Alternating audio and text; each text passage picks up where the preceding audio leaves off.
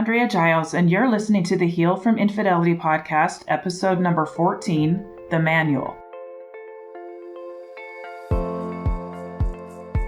Hello, and welcome to the Heal from Infidelity podcast, where courageous women learn not only to heal from their spouse's betrayal, but to become the boldest, truest, most decisive, and confident versions of themselves ever.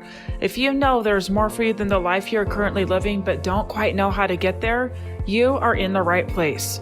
Stick around to learn how to create a life that will knock your own socks off. Is it possible? It is, and I'm here to show you how. I'm your host, Andrea Giles. Are you ready? Let's dive in. Hey, everybody.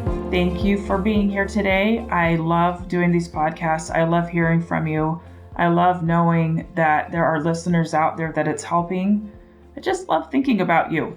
I really do. I love thinking about who's on the other end of this, who's benefiting from it. And I just really love you. I hope that you know that there's somebody in Montana who cares about you, who cares about what your experience is, and that this is my attempt to help you. I really care about you. Anyway, today I'm going to just dive right in, okay? Today I'm going to be talking about a concept developed by my coach, Brooke Castillo, called the Manual. The Manual is kind of what it sounds like. It's, you know what a manual is, right? You buy, let's say you buy a new appliance and it comes with a manual. It tells you what the machine should do when it's working properly, all the cool tricks and things it can do, and it tells you how to troubleshoot if there's something wrong with it. There's numbers to call if you need help, right? Do we read the manual? I don't know about you, but I don't always read the manual, but it does come with it, right? Well, in our culture, we develop manuals for each other. Sometimes it can come from the way we were raised, like we watch our parents do certain things or not do certain things, and then we make that be the norm. Or sometimes the exact opposite of that becomes the norm and what we want to avoid, okay? We oftentimes just watch other people and make assumptions about them and think, well, that's how it should be. And then we put that in our manual.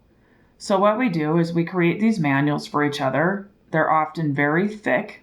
They're often like a long book with manuals about how people should behave. We have them individual manuals, like one for our spouse, one for our mother-in-law, one for our father-in-law, our parents, siblings, children, and most of all, we have manuals for ourselves. We think that we should behave in certain ways, and if we don't, then it means ... right? So here's the problem with a manual, okay? We don't often share them with the other person. We don't often say, hey, this is what my book says that you should do. And this is what it means when you don't do this. We don't often share it. And so we have this book that's guiding our expectations of this other person. And we're going, okay, this person should do this thing. And if they don't, then it means this. And then we get to be upset and mad that they're not doing what they're supposed to be doing. And they don't even know that they're supposed to be doing it because we have not shared this manual with them. Okay? It's kind of a recipe for disaster. Part of the problem, actually the whole problem, is that we tie our own emotional well-being to how well they are following this manual that they don't know about. Can you see why that's a problem, right? So I'm going to give you examples of this as I go into the podcast, okay? I want to make it clear that having expectations for other people in our life is not a bad thing. What gets tricky and causes a lot of pain and frustration is when we tie our own emotional well-being to if they are meeting those expectations or not. If they do this thing, it means this. If they don't, it means this. And then we live at the effect of whatever their choice was and then that emotional response that we have to it. Okay? We are often blind to our own manual. We can't see that we're doing it. We think that we know what reasonable and good behavior of other people is. They should do this, they should not do this. But the problem is the other person has a different brain and they just might not agree with you. They might not even see what you're seeing because we have different brains. Okay? And then we judge them for that, and it creates this rift in our relationship, and they don't necessarily understand why. Okay? The truth is that humans get to behave however they want, especially adults. I mean, kids too. This we know, right? Kids do whatever. No one has to do anything for us. We don't have to do anything for them. And the more we actually allow people just to be who they are, the better off everyone is. We often can develop this kind of entitled attitude, like, as my spouse, you should do these things for me.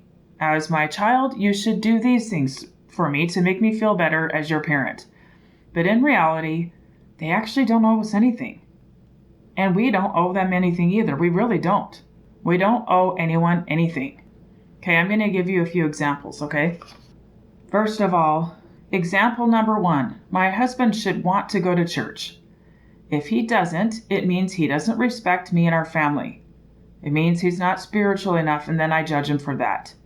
It means he doesn't care about my feelings, that I want a husband that goes to church with me. He doesn't love me enough, clearly, or he would want to go to church with me, right? That's example number 1. That's a manual about what husbands should do in regards to church. Could add to that, he should lead scripture reading. He should lead prayer. He should lead out in family counsel, because that's what a good husband should do. And then when they don't want to do those things or falter or just, don't do them, then we punish them for that, whether it be verbally or not. Sometimes it's just cues that are silent, right? Anyway, example 2, husbands should not want to look at porn. When they do, we make it mean that they don't love us enough, that we are unattractive, that we're not attractive enough, that they are not good people because don't they know how bad it is? That if they were better, they wouldn't have any desire to look at porn. So instead of actually looking at the porn, why they're looking at it in the first place, we're so busy in our judgment of it, our judgment of them, and our judgment of ourselves that we can't quite even see past that. Number 3, husbands should want to take their wives on dates. It means they really love their wives to take them on a date, and they just love spending time with them and holding their hand and planning fun dates. And if they don't, it means that they clearly don't prioritize their relationship, right? Been there, done that. I know that script well. Number 4, kids should totally want to help around the house and be grateful for what they have. They should jump when we ask them to do something like, don't you want to help your mom? When they don't want to help, it means they are spoiled and ungrateful. And then we point the finger at us. We aren't raising them right, or they would be really happy to jump in and help. They really would want to, just as a sign of gratitude. So what we do is, instead of stepping back from this clear space and really accessing how we want to show up and what we want to think intentionally, we become the police and we get busy writing up a ticket. Yup. You infringed on this, here you go, ticket for you, ticket for you. You can imagine kind of a scowl on your face, you're just busy writing it up. What was the infraction? Is that the right word? What was it? Oh, you did not take me on a date. Oh, you took me on a date, but you only did it because I asked you to, which means that you didn't actually want to, so it doesn't count, right? We do that too. We tell ourselves so many stories and cause so much pain and suffering for ourselves. So why do we do this? It's all about how we want to feel. If they do this thing, we get to feel a certain way. If they don't do it, then we don't get to feel that way, and then we get mad at them for it. They are withholding the good feelings from us, right? If they would just do this thing, then I would get to feel better. The problem with that is it gives them all the power and gives you none. That's not what we're going for here, right? Here is the truth, okay? Can you control all of your own behaviors? I can't. Right? I try to have good control of myself, but I mess up all the time. Sometimes I slip and say things that I didn't quite want to say or didn't come out the way that I wanted them to, or despite my best efforts, I'll get bugged with a kid. So if I can't even fully control myself, how can I control someone else? But that's exactly what we're trying to do with this manual. We're trying to control somebody else. Have you ever tried controlling somebody else?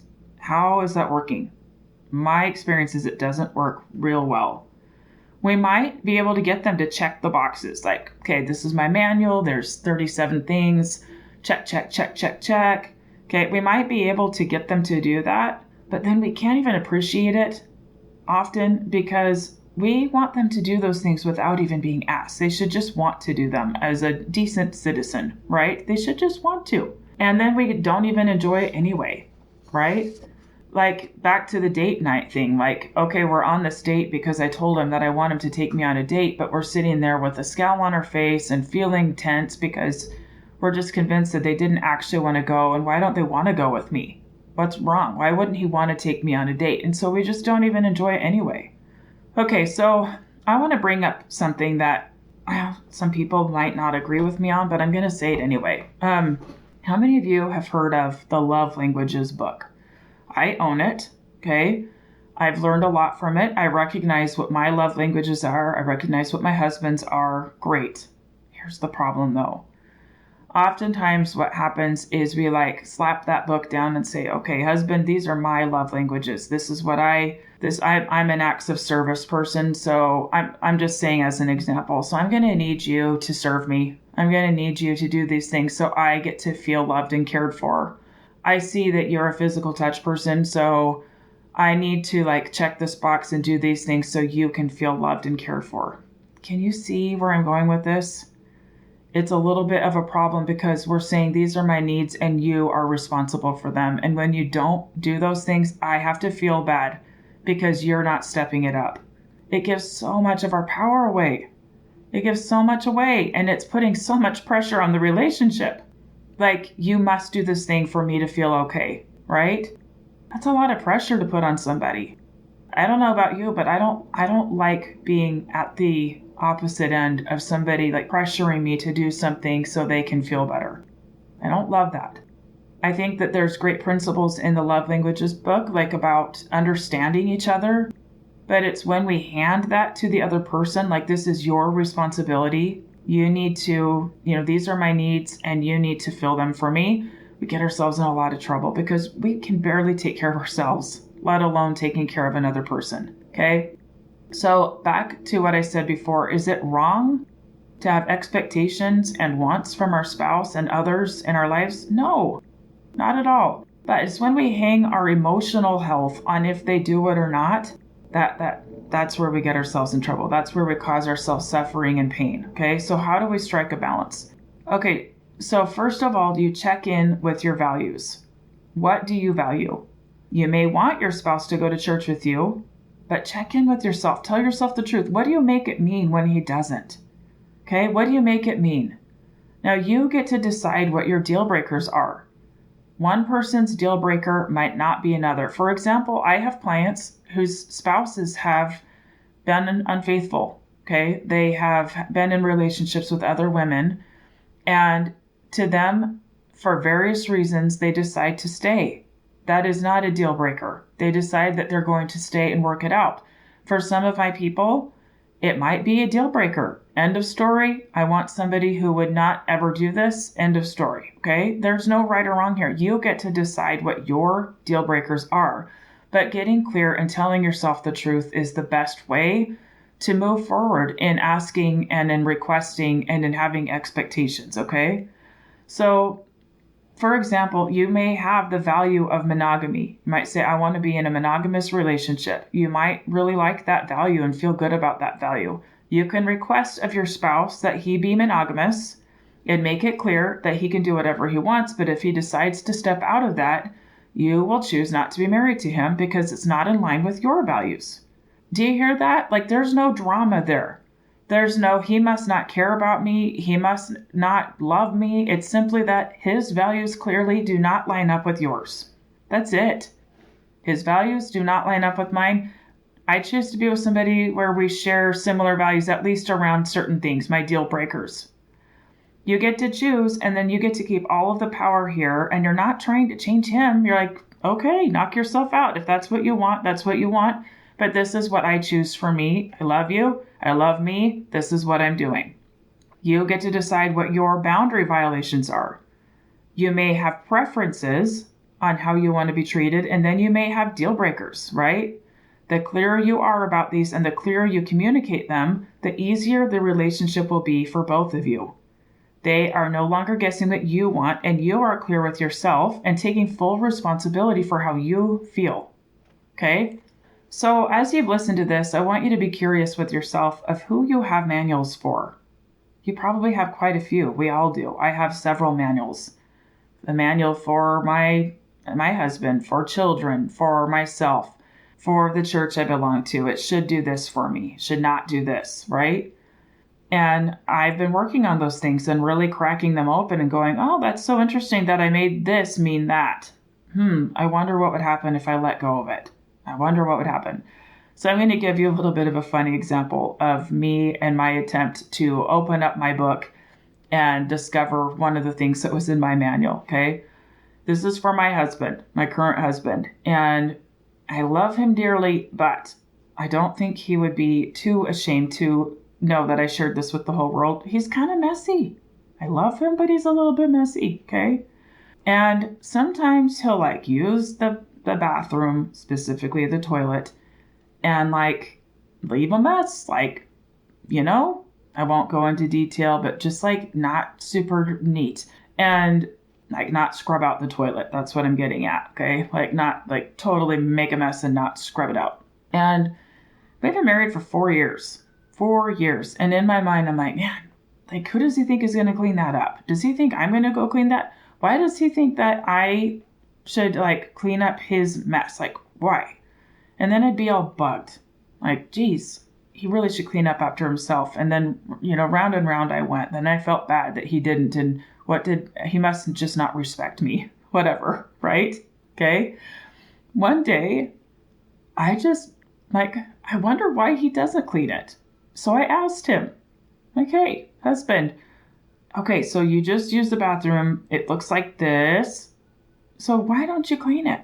Like, honestly, like, why don't you clean it? You know what his answer was? He doesn't even see it.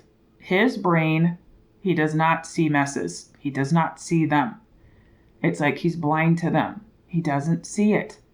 I'm like, oh my gosh, how interesting. All this time I thought that it meant this. And so you know what he said? He's like, okay, I just want you to teach me. Like, I want you to, like, you're going to have to show me. Like teaching a little kid. Like, point it out.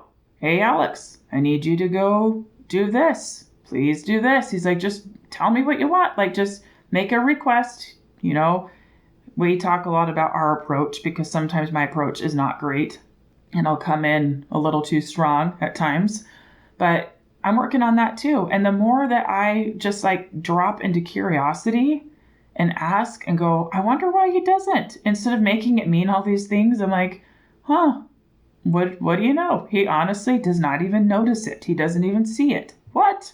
I was floored, and we both had a good laugh, actually.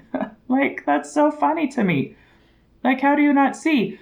And that went for like lots of different things, like the bathroom counter, like different things. He does not see it. His mind is on other things. He doesn't notice it. Isn't that interesting? So in an attempt to help myself, rather than waiting for him or other people in my house to like do the things that I want them to do, I still make requests for sure. All my kids have chores, things like that. I ask things of him. But guess what I did? I hired a housekeeper. She comes every other week, not a ton, but it's enough for me to like quiet my own chatter of like just wanting like a basic level of like just, deep clean. Just deep clean. The kids day to day do their chores, but I get to know that every other week they're going to come and make my house sparkle, and it just feels good to me. That's me dropping my manual for my family, dropping my manual for myself of, well, a good wife and mother should not need a housekeeper. She should this and that. And, what am I teaching my kids if I have somebody in and clean up? I've just set that down. Like, what am I making that mean? No, I don't actually want it to mean that. I don't agree with that. Actually, I'm hiring somebody. Okay. So that's an example of that. Now, I want to go back to the earlier scenarios and talk about what this looks like. So the first one, the husband should go to church. Okay. This is where you set the manual down. You're like in your mind picturing putting it down. Why doesn't he want to go to church? I wonder. What am I making it mean that he doesn't want to go? What might he be avoiding by not going to church? Like, is there some experience there or feeling at church that he doesn't want to feel so he doesn't go? What if it's actually not about me at all and it's about some inner thing that he's dealing with? I wonder if he would share with me. I wonder how he would respond if I asked him. And then you go ask and say, hey, I'm curious. What's up? How come you don't want to go to church? Just let's talk about it, right? So you're setting down the book and you're actually getting the truth. Imagine that. The next one, porn. I wonder why he looks at porn. Like instead of all the meaning that we wrap up in of he's not this, he's not that, if I were this, then he wouldn't do that. Like all of those painful stories that we tell that I understand, I know them, I understand them. But setting it down for a minute and going, I wonder why he actually does. Like, what is it? What is he avoiding? What feeling is he avoiding by looking at porn? Like it's pretending to keep him safe from something to look at this. It's drawing him away from feelings he doesn't want to feel. I wonder what he's trying to feel or not feel. I wonder. And you go ask. Okay. The next one, I wonder why he doesn't want to take me on a date. I wonder why. And guess what happens? Like sometimes when we get into this curious spot, we start to see other things that they do that we couldn't see otherwise because we have tunnel vision to what they're not doing. We have the blinders on and that's all we can see. And we see red. Like we're like, oh, this is not cool. This is wrong. When we are willing to drop that, it opens up our vision and we can see more fully what they actually do. Okay? Changes our vision. What if they are acting normal? What if this is like normal husband behavior that sometimes they don't want to go on dates? They'd rather stay home and watch a movie. What if he knows, like can feel my scorn? Like what if he feels uncomfortable going on dates because he knows that I'm not necessarily really wanting to be there in those circumstances either? What if it feels forced? Interesting. Okay. Kids and chores. Asking like, well, why should they want to help? Like, what story am I telling? What if they are acting normal? What if it doesn't mean anything at all about them or about me and they're just like kids being kids? Interesting. So we can make requests all day long, okay? We can for sure make requests, be specific, and then decide ahead of time what you'll do if they don't want to do your request. So for a kid, it's like, okay, this is what I'd like you to do. You're welcome to do it or not, but this is what's going to happen if you don't. Like there's no drama. We don't make it mean anything about us. It's very neutral. It's very vanilla, actually, right? In a later podcast, I'm going to go into boundaries. But for today, I'll give this little teaser that boundaries are not about trying to change anybody. Boundaries are about you protecting yourself and creating a safe place for yourself. You tell people what you are going to do if they, whatever. Okay, we're not saying you can't do this thing or else. It's if you do this thing, this is what I'm going to do. So in regards to the manual, we are looking at it and going, okay, what am I making it mean? And then we're keeping the things that are our deal breakers, right? We're holding on to them. We're not like dropping all of it and forgetting our values and like, oh, anything goes and I can just be okay with it. That's not what I'm saying. We're dropping the drama piece of all the meaning we're giving to it. And we're taking a hard look at actually who the person is and what they're really trying to communicate, what you're really trying to communicate, and getting so much clearer about who that person is and who you are in that relationship, okay? So I'm curious, like, as you've listened to this, are you willing to open up your manual? Who do you have them for? Are you willing to look inside it and see what's there and drop some of it? I can tell you this. I came into my new marriage with a big fat manual for my husband, especially as a second marriage. I just thought, after how hard my first marriage was, it really should just be this way. He should be so gushy. I'm here raising his children and loving them and picked up and moved to be with him. He should just be so grateful, right? He should be so grateful. He should want to just dote on me and tell me nice things all the time. And guess what? Some of those things did not happen. Some of those things didn't happen the way that I thought they should, right? Some of them did not happen in that way. And so I carried around some pain and thought that he maybe just didn't love me as much as I thought he should. Or maybe he doesn't appreciate me as much as I think he should or whatever. And then my brain would go, well, maybe he just loved his first wife more and I just don't measure up and I'll just never quite be good enough. I mean, gosh, can you imagine how much pain I created for myself? So much pain. And as I have become a coach and learned all of these concepts and practiced them and taught them, oh my goodness, I can't tell you what a change it's made in my marriage.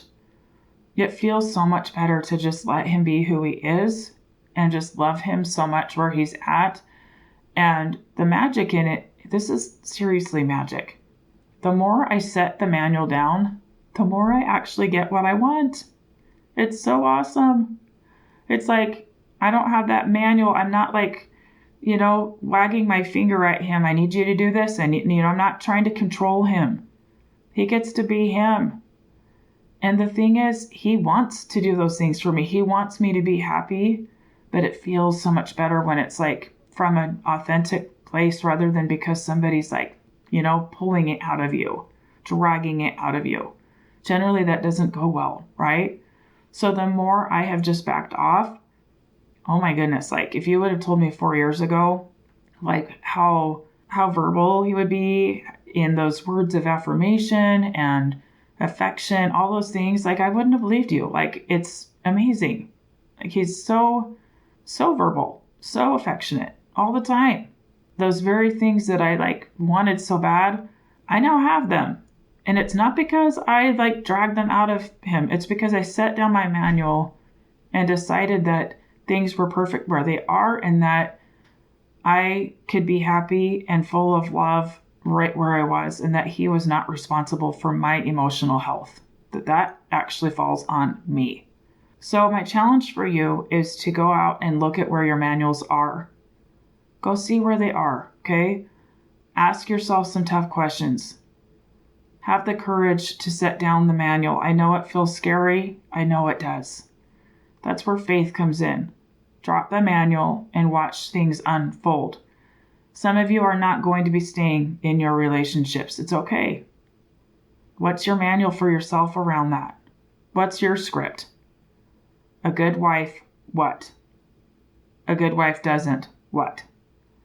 What if you set that down and actually got to decide what you actually want without the script, without the manual, without all of the shaming and blaming and guilt and all those things that come up when you are not living according to this manual that you don't necessarily want to carry around anyway? I challenge you to play around with it. Okay? That is all I have for today. I love you all. Thank you for being here, and I will see you next time. Bye-bye. Thank you for listening to the Heal from Infidelity podcast. If you would like to be kept in the know about upcoming free classes, new podcast episodes, and other ways of working with me, go subscribe to my weekly email. You can subscribe at AndreaGiles.com/lies-about-infidelity/. Again, it's AndreaGiles.com/lies-about-infidelity/. I will see you next time.